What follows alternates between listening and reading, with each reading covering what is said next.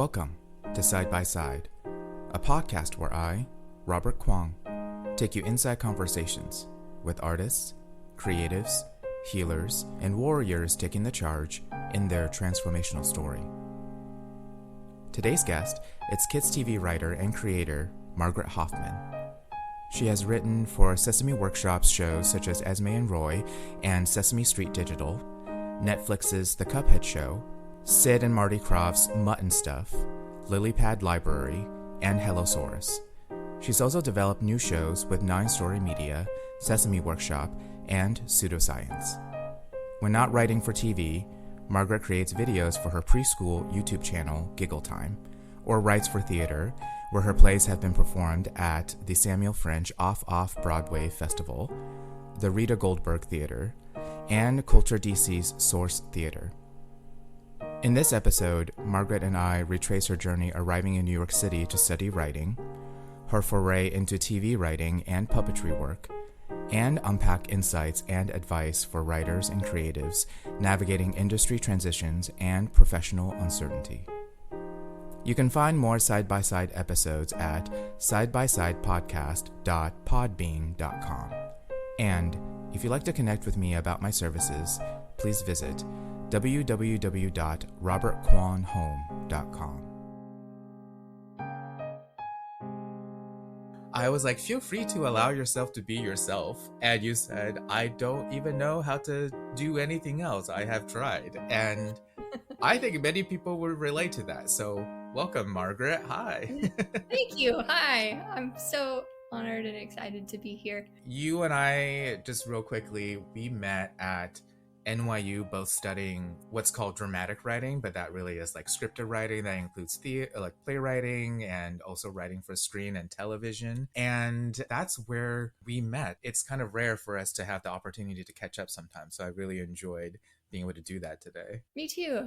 It was a really special time. It's wild to think that it's been 14 years since we started NYU. And like Don't that remind experience me. was so yeah, that experience was so special and unique in the sense of we were just surrounded by people in our class that just loved making stories. Like I had never been around so many people who like loved writing as much as like the people in our class did. And that was something really unique and special that I think I had been looking for. And I felt like I had found it. So it's a pleasure to get to hop on the phone with you today because you are a part of that. Yeah, I know. We got along pretty well in our program, I would say. Although everyone was generally wonderful. But where were you before DDW? Okay, so before NYU, I've lived in Middle Tennessee, kind of in the Nashville area. I had just graduated from Middle Tennessee State University with a sociology degree. I had taken a playwriting class my last semester. My professor was like, I think you could do this for the rest of your life. And I was like, your playwriting professor? Yeah. And I was like, that's like a huge shift right when I'm about to graduate. So I spent, I kind of like, I loved the process though of making plays. And I had a couple of 10-minute plays that went up after that semester. And I was like, oh my gosh, this is amazing to see words on a page come alive. Was just like, I don't know, it just like really, it felt like something like alive and that could like shift and change by like how it was performed. And so I was like, okay, well, because I felt like I had some instincts, but I didn't really know what I was doing when I sat down to be like, oh, I'm going to write a script. The best thing that I was like, I'll just apply to grad school. So I applied to like 12 different grad schools. Wow. NYU was one of the ones that I was like, that's like New York City. That's like where Broadway is. I was like, why wouldn't I just go there? At the time, I actually did not know that we were going to be doing playwriting, screenwriting, and TV writing. I just thought I was like going in to like be a playwright. And I remember James Felder the very first day was like, you're going to learn how to write a TV script. And I was like, oh, okay, cool. So that was, Yeah. I stumbled into this world where I was like, look at all these people who also love writing scripts and are going to show me how to do it. I worked at a cupcake shop for the entire year before I Oh my went to God, I NYU. remember this story. Yes. Yeah. And I was like, let's go to NYU and not bake cupcakes anymore. But, I smelled like sugar and butter every day. That sounds But wonderful. Yeah, I also very whimsical in some ways. Typical Margaret, like, hey, I was just being a baker making cupcakes and then duty right. called. And then I went to NYU. And that was such a special time. I don't even know if I completely understood how special it was gonna be. I mean, like I was living in New York City. Mhm. Like, how amazing is that? It is just mind blowing that I was living on like the Soho. I was like, this is like a dream come true. It was hard in a lot of ways Yeah. because I think, I was navigating like who I am as a writer and how do I express that in a way that fits these standards of what, people think a play or a script or a TV show should be, but also how do I also become myself Hmm. and express like who I am as a creative person. That Yeah. was a big challenge. No, I love that. You bring up so many important points of like the creative journey. Yeah. You found support and like access and places where people could gather, like NYU, and that makes so much sense. And then also just the once you are a creative doing the thing, Right. how do you balance work with creativity, Yeah. which is such a perennial question that I'm still trying to answer for myself. Yeah. But I'm kind of like really curious going back a little bit that you chose sociology. Let's say if playwriting hadn't entered your life, what were you hoping to do and what made you Mm. interested in sociology? I was really interested in terms of like, and I think this also played into my writing, but like, how does a culture's belief like shift the behaviors of the people in that culture? So, like, how did like, I don't know, the Roaring Twenties, like, how did their belief that like everything is going well also shifted their behaviors to like doing things that allowed them to be innovative or prosper in certain ways? That was really intriguing to me. And in one of my like huge philosophy of culture classes, the professor like came in one day and she was like, do you know how we're actually going to shift the culture? And like, everybody was like, no, professor, we don't know. And she was like, it is by telling stories. That is the only way that we can shift a culture, is by like holding a mirror up to ourselves. And at the time, I was also doing the playwriting class when this professor was saying all this. And I was like, that's Ah. how I'm going to do it. That's how I'm going to help people in some way. I think that I have kind of an inherent desire to like help people. And I think that also played into where my storytelling sort of ended up. So that was kind of what pulled me into sociology. I didn't want to sit in a lab every day and like research people. And like that sounded really, it didn't spark my creative soul.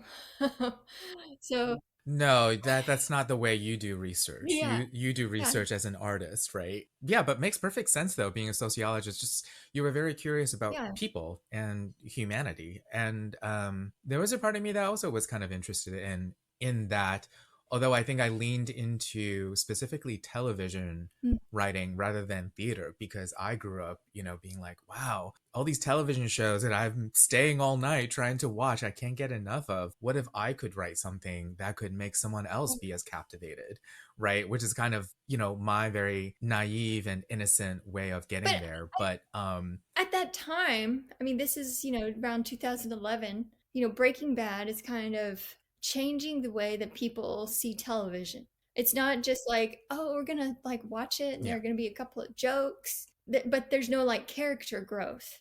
And I feel like Breaking Bad was a huge turning point in terms of like you could tell this crazy over the top story that can lead your characters in wild and amazing places Mm-hmm. that Mm-hmm. can also like shift how people, see a bad guy. In a traditional sense, Walter White would have been a bad guy. Oh yeah. But in this case, we're kind of shifting that Mm-hmm. of like, oh, how do we actually kind of root for the bad guy, even though he's doing something that we're like, that's actually probably a good idea. Yeah. I mean, I think many people, many of the television Yeah. writers, people who wanted to do that probably saw Oh Vince yeah. Gilligan as quite the role model. And he's coming out with something else that seems super Oh, wonderful. wonderful just recently, too. So, yeah, I think we all went in with our Yeah. stories of like what we grew up with. And maybe you saw some things Yeah. growing up that inspired you. Did you know you were going to do specifically children's writing or children's TV? I did not. So actually, I was like, I'm going to get the intro to TV class over with, and then I'm never going to write TV ever again. And I love it. Yeah. that was very incorrect. And I took a class where my professor, Sherry, she was like, you need to be generous with your artistic abilities. Like, don't feel confined to just doing one version. Mm-hmm. And I just needed to hear that at that time. Yeah, I guess I have a gift. And why wouldn't I use that in a lot of different places? So that was the first intro to TV class. And then that summer, you and I both took Intro to Children's TV with amazing Professor Sam. Yes. And My gosh, I forgot about I that. that Yes. class, first of all, I think a lot of people in kids TV, I don't know, there's like this weird belief when you're a kid of like, kids TV just like appears and there aren't like adults that actually work to make it. It just kind of magically appears. But then at some point, you're like, oh, adults make that. And I could be one of those adults. That was just absolutely mind blowing. Yeah. And Yeah. when I was a kid, I was one of those people who, like, when everybody else went off and watched like MTV or VH1, I just continued to watch SpongeBob and continued to watch all the cartoons. At the time, it was like Hey Arnold and Rocco's Modern Life Mm-hmm. and My Little Pony, yeah, Gumball. right. Yeah. Yeah. We had Bob's a Burgers. lot Yeah. of great animated series, and I was like, oh, Yeah. I could actually do that. And so that was kind of mind blowing in a really simple way. It felt like it came so naturally, and not a lot of things always come naturally to me. And so that felt like, well, maybe I should just lean into that and see where it goes. And here I am. Yeah. I was gonna say, I don't know if you always like knew that you would write for like a younger audience, but when you discovered it in our class with Sam, shout out to Sam Murakami, Sam, we love Sam. He's what a great. great teacher. And also, Yeah. I would say one of the most technically challenging writing classes I took at Oh, yeah, DDW, absolutely. up there with like a screenwriting class. Yeah, I think you and I can talk about this, but children's writing, even though you've done it a lot more professionally, people underestimate how challenging it is because yeah, you have to establish a level of clarity that is not really asked of you in like an adult drama. In adult dramas, we love gray areas, we love complexity, we love ambiguity sometimes, but in children's TV, it has to be very, very clear. And that is very difficult to do for a writer. right. And as an adult too, it's tricky when you even get in like a writer's room today. You're like, well, will a 3-year-old like this? And sometimes, like, we don't know. Sometimes we have to show it to the 3-year-old and be like, I think this is what you'll like, but we're not 100% sure. And Right, what's right. great about a 3-year-old is they will absolutely tell you. They will absolutely tell you the truth. And if something doesn't make sense, Yeah, you it's can't, there's no like justifying the right, writing. If it doesn't make sense, you just have to try something else right. that hopefully connects with them better. And I found that honestly, a way higher level of difficulty technically than, writing my guts out about a tragic drama in some Yeah. ways. I don't know, they're difficult in different ways, I guess is what I'm saying. They are. And they feel like a different, like I really discovered a lot about myself at NYU, but I don't think I knew that I just needed something in my like creative life of something that's like always going to have a happy ending. Always going to have like a lesson Yeah. and always going to kind of just be joyful. And like that fills a different like little pocket of my soul. And I'm like, oh, that's actually really lovely. I Yeah. love writing happy, joyful, like maybe we use play to learn something, or, depending on what the network wants out of the show. Mm-hmm. Yeah, it's fun in a different way than being like, how can I say this without not saying it, but also kind of saying it, and maybe saying it through body language, like that kind of hidden agenda that sometimes you might have in an adult show. You can just kind of say what you mean in kids TV. Yeah. And also there's like some pretty notable children's shows now. You and I have talked about Miss Rachel, who produces content that's like for children, but also Yeah. like families Right. love it, right? Parents are excited about having that in their life. I think I have, after attempting to write children's TV or children's writing, which is maybe not quite a natural lean in for me, Yeah. I really respected it because of just how important it is in people's lives, especially for parents and families, but also just how challenging it is to actually write for children, I guess successfully is the way I would put it. So again, kudos to you, Margaret, for taking like a theatrical passion and background and being able to pivot and translate that into television. I think many people wanted to do it, but I think you have really done that for yourself, and out of just following your curiosity, which is why I think I found you very whimsical and magical in many ways. Well, thank you. I appreciate that. That comes across because that is kind of, like I said, who I am. And can't try to be a serious, grumpy person because I'm not. Have you ever tried writing like a super dark thing or something like that? Oh yes, I did. I tried writing like an original pilot about I don't even know if I can articulate fully what it's about, but it's about like this magical Florida Everglades place that this girl, there's like this mystery in the water that our main character has to find out about because her mom disappeared 15 years ago. So she's trying to uncover the mystery of why she disappeared. Ooh, a mystery. I love a mystery. And like I got like halfway through it, and then I was like, I have no idea how this is gonna end. You're like, where's my happy ending? I have don't no know. idea where this is going because I also know sometimes I feel like I know too much. I'm like, I know that this pilot has to end and it has to open up 5-season series. And like I don't know how to do that, and because of that, that's keeping me from actually finishing it. Is it like one of those things? I think Sam actually talked about this, where you can't turn your brain off ever after a certain point. Like you're just talking to you, constantly analyzing. And like that's not always a great thing to do if it keeps you from. No, it's not very enjoyable. Which is why sometimes I have some guilt around it, but sometimes I like a little bit of what we call mindless background television, so that my brain's not constantly trying to pick everything apart. In some ways. I mean, I was again before I went to NYU. I hadn't watched TV probably in like 10 years, and so like, wow. Oh yeah, so I had a lot of catching up to do. Yeah, because you had to like look for shows to write specs for and stuff. Like you had to catch up. And now I'm one of those people who like put Parks and Rec on in the background, and I'm like, I missed like. Throughout those 10 years, I really missed like the joy of having a show that you mindlessly put on in the background. Yeah. And every once in a while you're like, gosh, that was a good opening, or whatever. I'm like, oh, I forgot about how good this episode is. Yeah, exactly.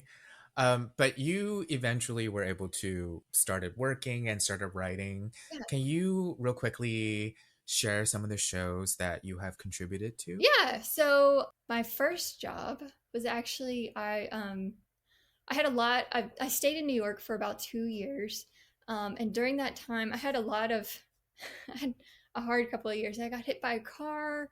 I had 2 interviews that just completely didn't pan out, and I was like, okay, maybe this is like the universe telling me that it's time to like get out of New York. So I reached out to one of the people who I had interviewed with. His show had just gotten canceled and he was just having a hard time. He was like, you should go west. Just go west, young child. And I was like, okay. Journey to the west. Here are 3 people that you should meet when you go west. I went out to LA and I was like, I'm going to go to LA for a month. So I got an Airbnb for a month and I just met with as many people who would meet with me. These are like general meetings, correct? Yeah, like general meetings. And then at the end of the general meeting, I would be like, depending on how the meeting went, I would say, what's 1 to 3 people that you would recommend I talk to after this conversation? And then smart. That would lead me to at least one other person who would then lead me to another person. And through all of that, I met with this like wonderful guy named Ben Gruber. And he was like, you should talk to this person who just moved to Sesame Street. And I was so nervous because this was somebody who used to be like an executive at Nick Jr. I think she had greenlit like Blaze and the Monster Machines and like shows that went on for so long that were like so successful. So I reached out to her and she was like, let's hop on the phone. I don't know what she saw in me. She was like, I'm going to send you your first, it's called an RFP, but it's a request for a proposal. And it's when somebody says like, we're looking for a show about monkeys, or, we're looking for a show about a group of talking monster trucks in the case of Blaze and the Monster Machines, where, they're trying to look for original ideas.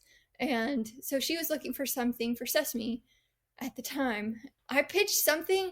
She was like, I think this could possibly move somewhere. So I sold my first show. I was paired with much more seasoned writer who eventually became my boss on a show called Esme and Roy. That like completely changed my life. That was one of my first things. Before that though, okay, so while I'm pitching this show, I'm on a script coordinator position at a place called Mutt and Stuff, which is at Sid and Marty Krofft, who also did HR Puff and Stuff, which is cool, like 70s like puppet show. So there I learned all about like how puppets work, how giant puppets work, how voiceover for puppet works, how to like, we had 16 trained dogs. And so like how to work with animal trainers and just like all sorts of wonderful and unique experiences that I would not have had probably anywhere else at the time in LA. Yeah, your experiences are so interesting, both in terms of puppetry work and children animated television. It was absolutely wild. Like we had people who had been at like Jim Henson for like 10 to 15 years. And I was like, my jaw was on the floor. Like I had no idea what to do with myself because I was so excited about everything that was going on.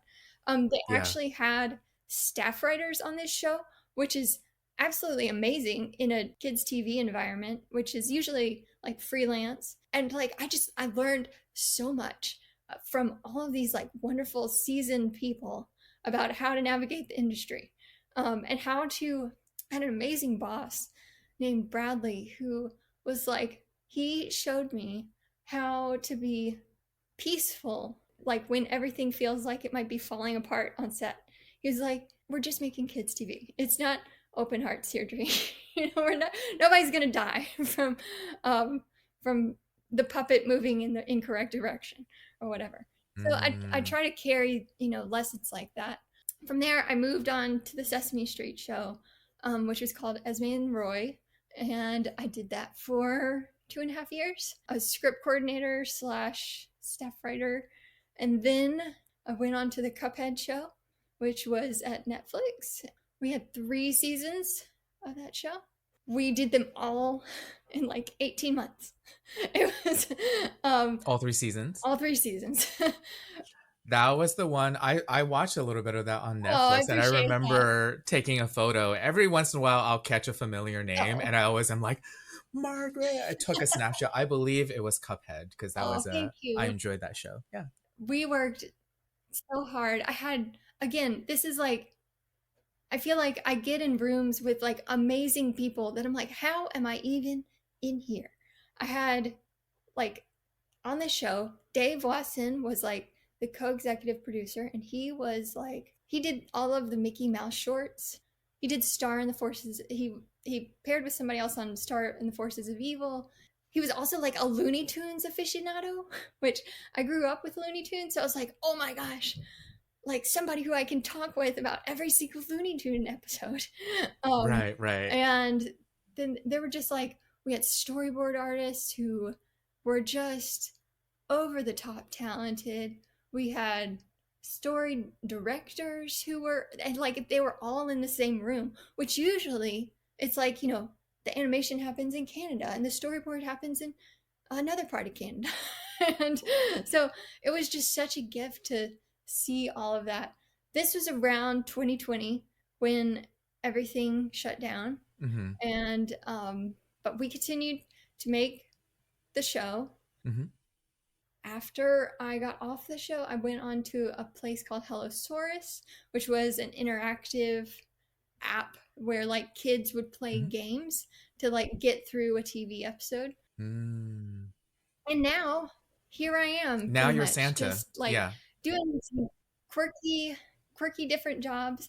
My family inherited a farm, so I have returned to help with that situation and kind of just reevaluate what is my place in this industry now that things have shifted, and you know, the way the streaming services are has kind of changed the game in terms of how a show gets made and what makes it successful and how to market that show. And so I think networks are still trying to figure out what that's supposed to look like. So that's where I am right now. I love that. Thank you for sharing that. Also, again, just I use the word whimsy with you. Just I did all this children's television and now I'm running a farm. So anyway, I'm just like, what Lifetime movie script is this? You know what I mean, Margaret? That's funny. I mean, we've talked, we're like, maybe we should let like Hallmark come down here, Lifetime. But I'm saying your life is very interesting in that way, but it did make me think of two questions that are maybe somewhat connected. One is like, how has the industry changed from your perspective? I think there's a lot of discussion around it, but I always find it interesting as somebody has way more behind the scenes, let's say, perspective. And also, what's something that you know now that you wish you knew when you first started your career? Those are great questions. I mean, the industry is always changing. First, let me just state that is nothing new about the industry. That it's, you know, it goes through these kind of cycles of like one big executive shift would then, like, this executive would move from Netflix to DreamWorks, and then DreamWorks to Nickelodeon, and then a Nickelodeon to another place, and then that place to Cartoon Network. And you know, then the cycle would start all over again. Nowadays that cycle happened probably the cycle that the first one that I experienced was right after we graduated. There was a huge influx of like, this executive's moving over here and this executive's moving up, and then this executive moves over here. And when that kind of happens, there's a tendency to just like maybe shift up a show. Maybe this show moves on, maybe a new show comes on. You know, just different things are tried. And as a consequence, some people lose their jobs, other people are brought in. In 2020, there was just a huge shakeup by virtue of production being shifted from a worldwide pandemic. And during that time, this like coincided with like Disney Plus coming out and Hulu charging forward with their marketing place. Cartoon Networks tries to merge with another company, or Nickelodeon tries to merge with Paramount, and Paramount Plus comes out. And Peacock, and all of these different Apple TV Plus. Everybody suddenly has a streamer instead of everybody relying on one system, which would be cable. It's kind of now every network is trying to give itself a name. Because of that, they really want a successful show. And right now, it's kind of like, what does that successful show look like? And they've put a lot of money into making a platform that people can pay money to come watch. And now they're like, oh, we don't maybe want to spend as much money on shows that won't succeed. So it's kind of this catch-22. There's a less desire to take a risk on something maybe new and different, with the hopes that like a safe show is more likely to succeed, which we kind of both know usually doesn't happen often. In terms of people kind of, your audience is smart, and like we know when you're making a exact replica of a show that was previously successful. So I think, one is that the networks are all trying to navigate having put a lot of money into a streaming service and not necessarily as much money into creativity. And as a result of that, there might be a stronger desire to be like, well, what if we just use AI? Or what if we, what are some ways that we can save some money? It's not going to be helpful to the people that you want to work with. Because, one thing that this industry really thrives on is building connections with each other and feeling like you can rely on somebody, including like the people that you've worked with, the executives that you've worked with, the accountants that you've worked with. It can be an industry that tears one another down, or it can be one that's like, hey, I want to help you, and hey, I want to help you too. But like, we can't do that if there are no shows being made. So I think that's a big struggle right now, is that not a lot of new shows are being greenlit, and as a result, there's a harder struggle to get an actual long-term gig. Also, you've talked about just even committing to a contract or a project can be really tricky in and of itself, especially if you are willing to pitch your own original material and your own ideas and things like that. So it makes me curious, like, how have you navigated this as a writer? Are there things that you would recommend people do to set themselves up for success, or to help protect themselves even, maybe? One thing that I do want to say is, like, this industry is like, there are a couple of like bad apples, but for the most part, it's like full of really nice, talented, hardworking people who have been in your shoes before. At some point, they didn't have a job in the industry. They had to ask for help. They had to talk to people and say like, hey, I'm looking for a job. Do you have one? Right now, there are a lot of people that have to say no, but somehow, because stories are so important, that I know that things are gonna resurface somehow. I have a feeling that the industry is gonna look different, because it is very different right now, but there will be a time when jobs become more fluid.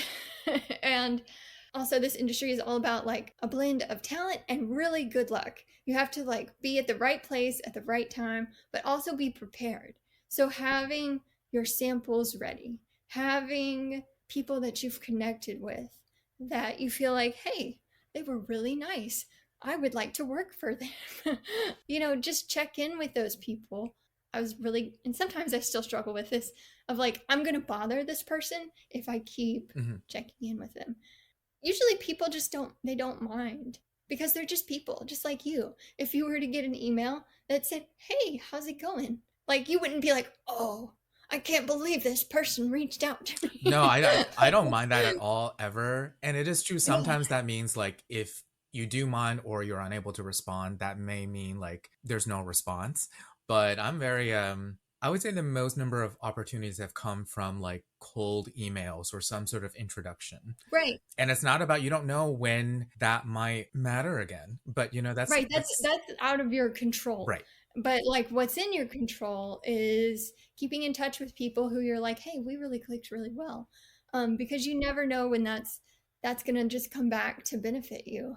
Going back to our wonderful children's television professor, Sam, I still remember he had 3 rules for working in children's TV.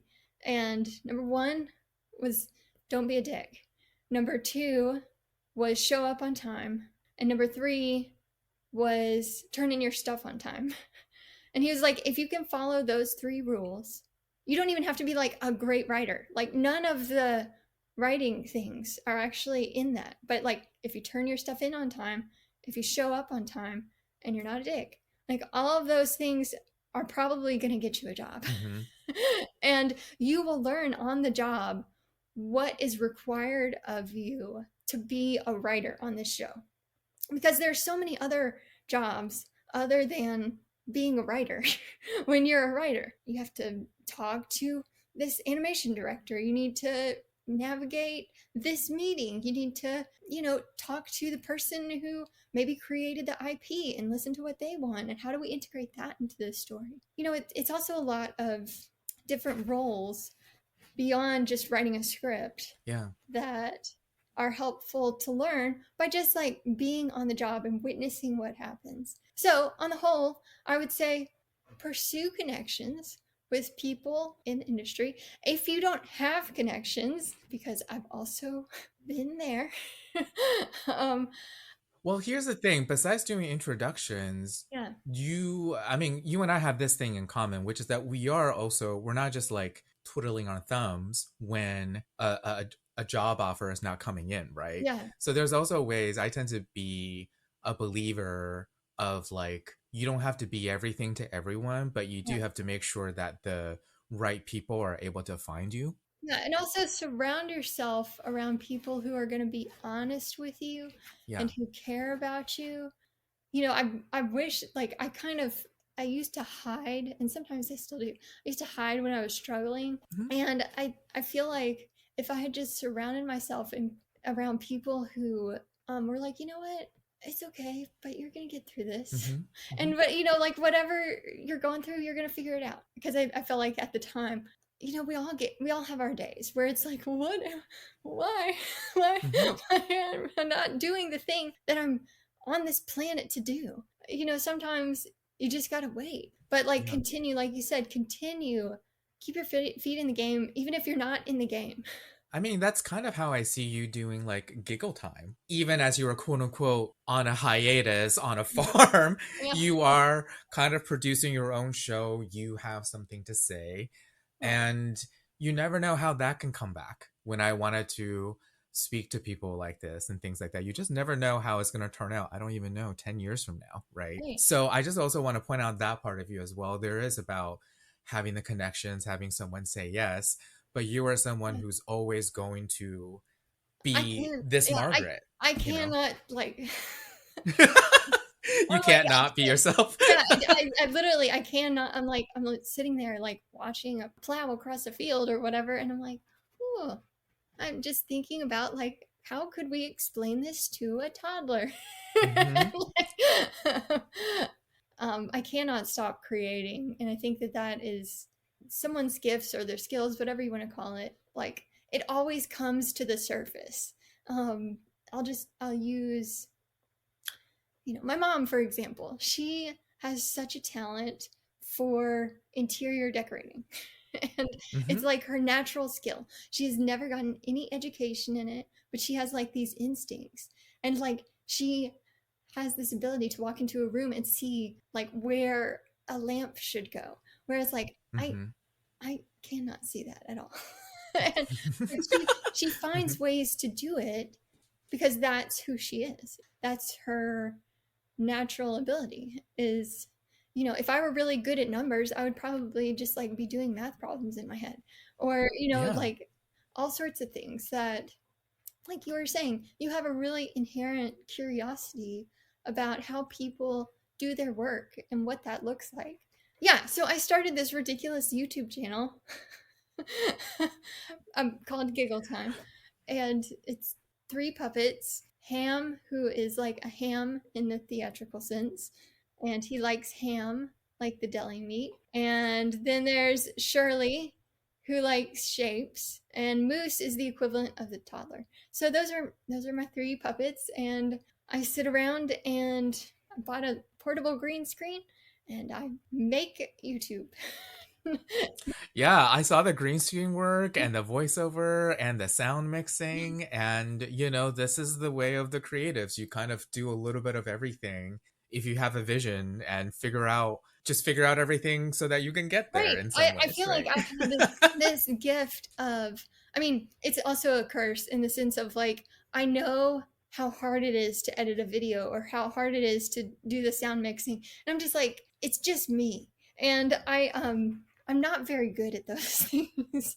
Me but neither. but I've had the gift of getting to watch how other people do it. But also I'm like, oh, it's not perfect. It's not like Netflix quality. And I'm like, that's because I only have an $150 budget for the entire thing. And so I don't have a $3.6 billion budget. That's at least right now. At least right now. Right. We shall But see. We shall I'm see. learning so much through it. And like you said earlier, where you were talking about kids' TV and how, like, when you do it, you're like, oh, wow, I have a huge respect for these people and the fact that they do it. Like, I have this huge respect for editing and sound mixing. And, it's interesting in the sense of like, I have to do all of the ADR because the puppets make a noise whenever you flap them, or at least with my very cheap microphone, you can hear them. Mm-hmm. So I have to do all like the ADR and stuff like that. But I'm learning a lot, and maybe if someone were to come across it, they would be like, "Oh, I get who this person is, who made this." I don't know if I'm going to have 1 million subscribers, or if the next person who's going to hire me, I could be like, "Hey, this is what I did when I didn't have a job," and they could see, exactly. they could see like the essence of who I am, and that's kind of my goal with it right now, is just to learn something and hopefully move to like closer to who I already am. Who am I as a writer? I'm trying to figure that out. I am still trying to figure that out too. But you do remind me sometimes, particularly when you pointed out writing can be a very solitary effort. Yeah. Yeah. Actually, in some ways, as a pianist too, when we're like practicing, we're stuck in a room by ourselves. I think that's what drew me to writing initially, because it just seemed familiar, the environment. But everything's a lot easier if you just connect with people and recognize you're not alone and offer or receive support in that way. I do think, particularly writers for Hollywood, there can be a feeling of like a silos or anxiety around sharing information, or maybe get a bit of gatekeeping because how competitive it is, right?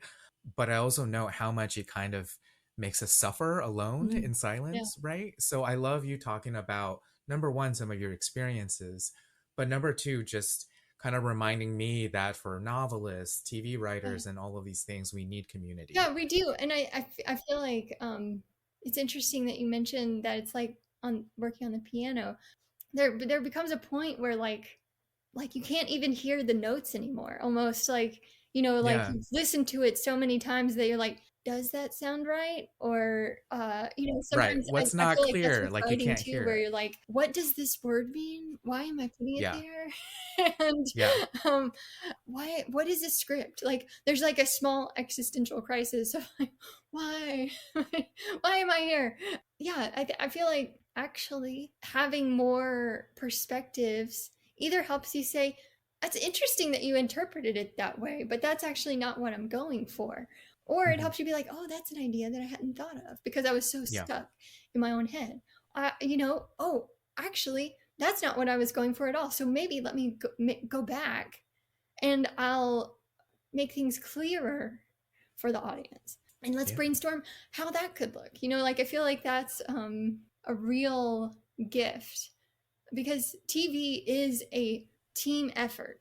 Like there are so many people that it takes to make a television show. Like that's what I mean. And yet the journey to getting there can be so isolating in some ways, but you kind of need the skills to know how to work with others. I remember as I was moving from New York to LA, that was when Inside Out came out for the first time.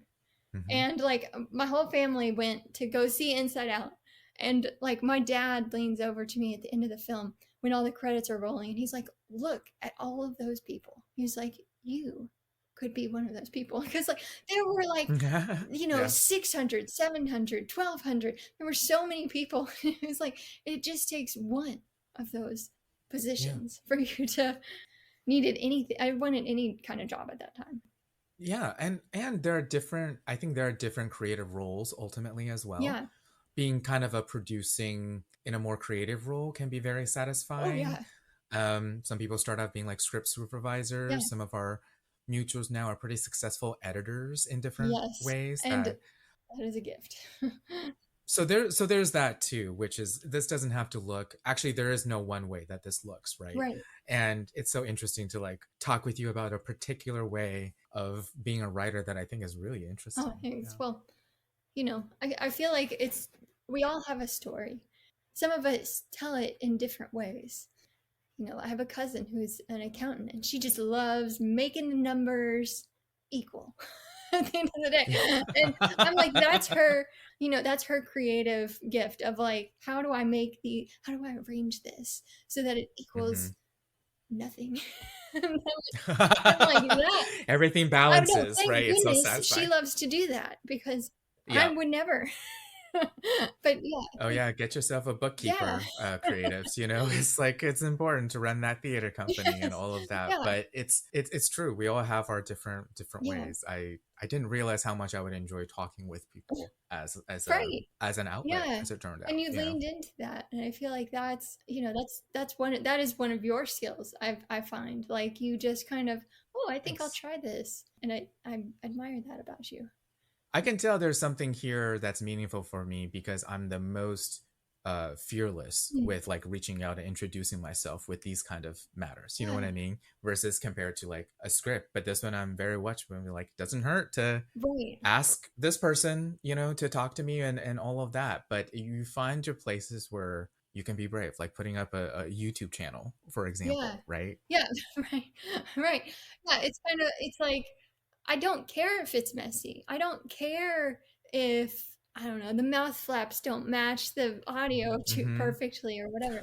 It's like, I just kind of, I'm not going to learn anything if I don't do it. I have, you know, I can't put the expectation of myself that I'm a 500 person production company. I'm just me in my room. The green screen. Somehow it's going to be a gift to me. And I feel like that's a huge leap for me to just be like, I'm just going to try to see what happens. For sure. I'm such a perfectionist sometimes that it just makes things no fun.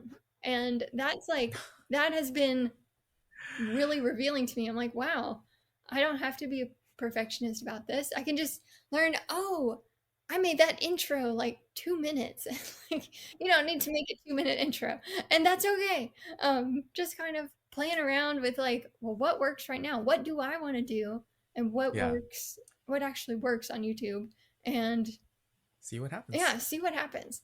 You'll never learn if you don't get started. So if there's anyone out there who's like at the very beginning, at like this place of like, I don't even have a full script yet. I don't know what I'm doing. Just, you know, try. See what happens and see what you can learn from it. I have these interviews like this is what helped me get paid assignments for interviews. You know what I mean? But you do need proof of concept or something, right? To be like, hey, I'm not just speaking here. I can show you, right? Or whatever. It's like, I think I want to do this. I mean, I even remember in one of I had some like actually really fun interviews that I didn't actually get the job for, but they were so much fun. And I remember one of the interviewers, I was like, you know, I was so bubbly and green-eyed. I just wanted to get a job.